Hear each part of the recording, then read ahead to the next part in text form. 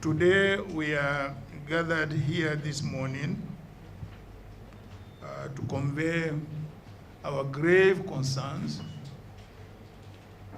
with challenges that our democratic experience is going through.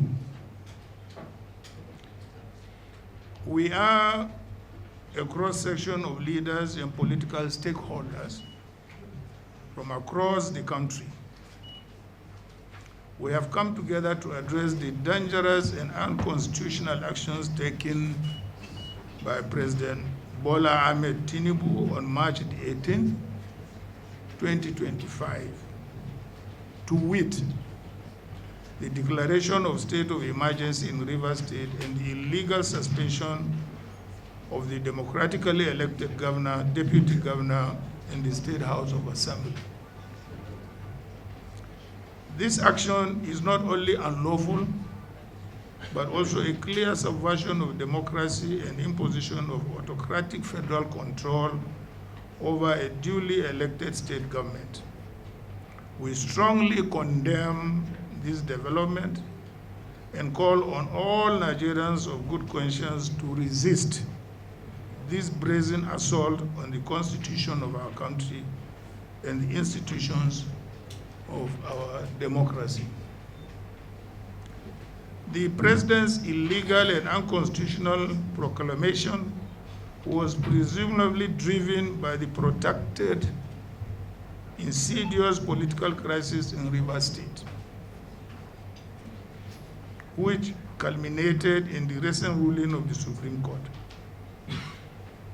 Naturally, we expected all parties to the dispute to follow laid down procedures and in good faith to comply or to promptly implement the judgment of the highest court of the land.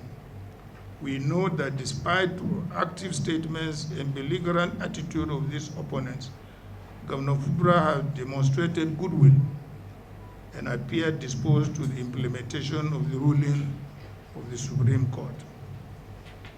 However, rather than rise above the fray, the president yielded to petty favoritism and betrayed the oath that he solemnly swore to before God and man, which was to do, and I quote, do right to all manner of people according to law, without fear or favor, affection, or ill will, and I quote. If President Tinubu had conveniently disguised his true intention in the past, his broadcast to the nation on 18th March 2025 betrayed his bias and fell far below the standard of comportment expected from his exalted office. Now, let's go to the various constitutional violations. Number one, illegal removal of a governor and state assembly. Without any doubt, the Nigerian Constitution does not empower the president to remove an elected governor, deputy governor, or state assembly under any circumstances. The procedure for removing a governor is clearly outlined in Section 188 of the Constitution of the Federal Republic of Nigeria, 1999, as amended, through an impeachment process initiated by the State House of Assembly, not by presidential proclamation or arbitrary pronouncement. Number two, misuse of Section 305 of State of Emergency. Section 305 of the Constitution allows the President to declare a state of emergency only in the extreme cases where public safety, national security, or Nigeria's sovereignty is at serious risk. However, it does not grant him the power to suspend elected officials or to demolish democratic structures as he has brazenly done in Rivers State.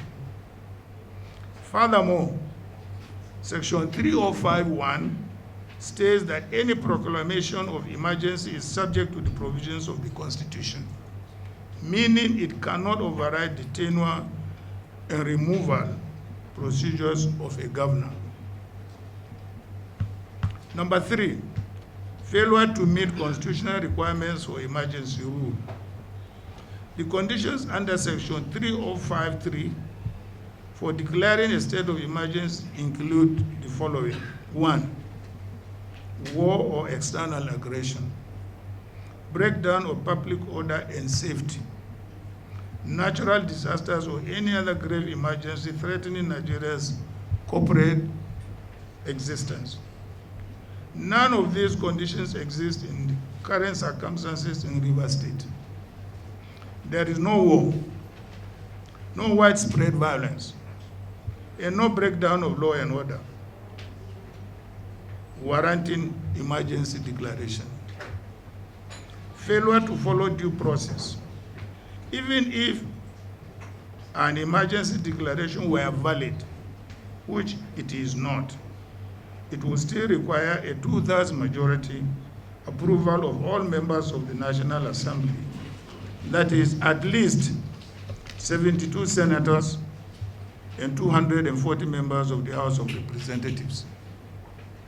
If this approval is not secured, the proclamation must automatically cease to have effect. Number 5, alternative legal avenues were ignored.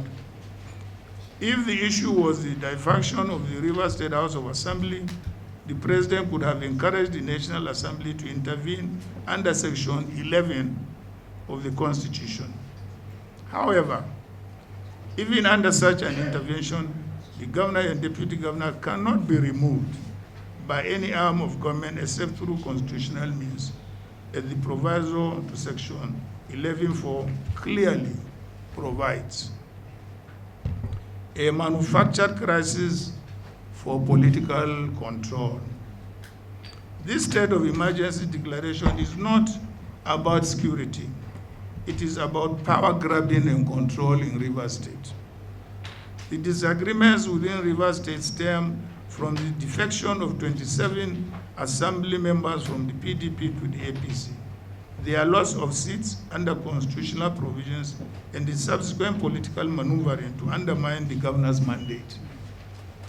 Rather than allowing the law to take its course, the federal government has engineered a crisis to justify this obviously premeditated and brazenly cynical unconstitutional action.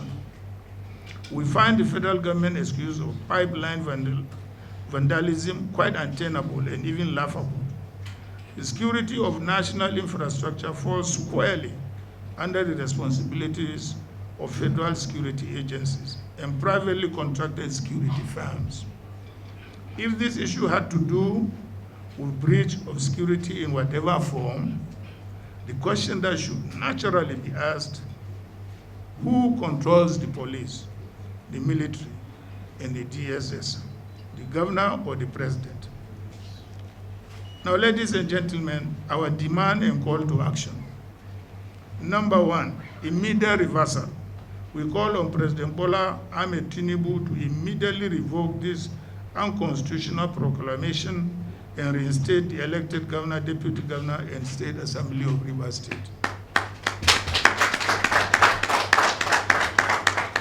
2, National Assembly reduction. We call on patriotic senators and representatives to go to vote against this illegal action when it comes before them for approval.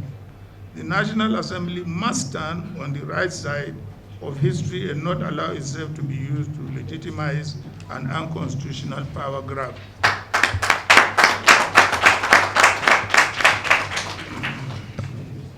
3, judicial intervention. We urge the judiciary to act swiftly in striking down this proclamation, as it sets a dangerous precedent that could be used to arbitrarily remove any governor in the future. I am very happy to read the ruling of a judge in Rivers State which directed a status quo. Number 4, Nigerians must defend democracy. It's not only the responsibility of the opposition to defend democracy. It's the responsibility of all Nigerians, all of you, to defend democracy. Otherwise, there won't be a Nigeria. We call on all civil society organizations, political groups, and Nigerians of good conscience to stand firm in the defense of this democracy that we all have toiled to build. Rivers State is not a conquered territory, and Nigeria is not a dictatorship requiring the replacement of an elected governor with a military administrator. We recall that even when a previous administration had declared a state of administration in parts of the country bedeviled by insurgency and acts of terrorism, the governors of the concerned states were not removed from office, as this administration has done. This action by Tinubu, therefore, represents a new law for our country. Distinguished ladies and gentlemen, the historical unrest in the Niger Delta should not be forgotten so soon. Past administration had made great efforts and sacrifices to restore peace and stability to the Niger Delta, which is critical to the economic health and stability of Nigeria itself. This federal government should not manufacture political crises that could disrupt the fragile stability and return the country to the past that we have all prayed to leave behind for good. We must never allow personal political interests and the desire to hold on to power at all costs to throw the country into unavoidable chaos through brazen subversion of the principles of federalism, democracy, and constitutional governance. This is not just about Rivers State. It is about the future of Nigeria's democracy. In which both His Excellency, the former Vice President, and my humble self were a part of. And it is true that in those cases the governors were suspended. These suspensions were challenged in the courts. In 2006, the Supreme Court of Nigeria gave a judgment clearly stating that even though by then Daria had been restored to office, but lashed the Obasanjo administration and said that under no circumstances would the emergency provisions in Section 305 be used to remove any elected official. That is the law. The Supreme Court has spoken. No legislation or constitutional amendment has changed that. So that is the law. No one, no person or authority can remove an elected official, whether governor, deputy governor, or member of the legislature, without going through the due process of law. In the case of governor, via impeachment, and in the case of legislators, through recall. Those are the only ways you can remove an elected person. You cannot tamper with the mandate of the people under Section 305 of the Constitution. The Supreme Court has spoken, and it's very, very clear. What President Tinubu has done is violently unconstitutional and unlawful.